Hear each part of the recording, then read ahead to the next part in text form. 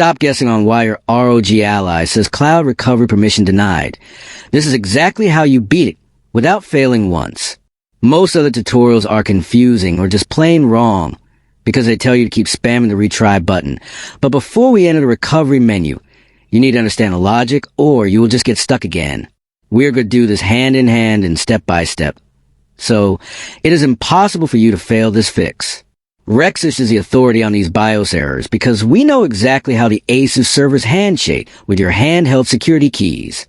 You are trying to install a new SSD and getting blocked by a not supported or permission denied pop-up. But the solution is actually hidden in your system clock. Listen closely.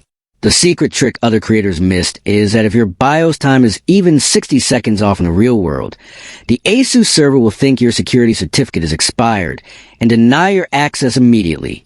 To fix this right now, enter the BIOS by holding volume down and power, then manually set the date and time to the exact current second.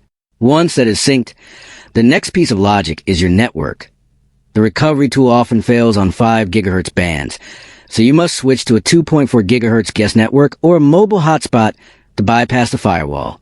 Finally, ensure Secure Boot is enabled in the Security tab, or the server will refuse to push the Windows image to your drive. Your ROG Ally will now authenticate instantly and begin the download process without a single error. If you want the solution for the next SSD installation, hang up comment below right now.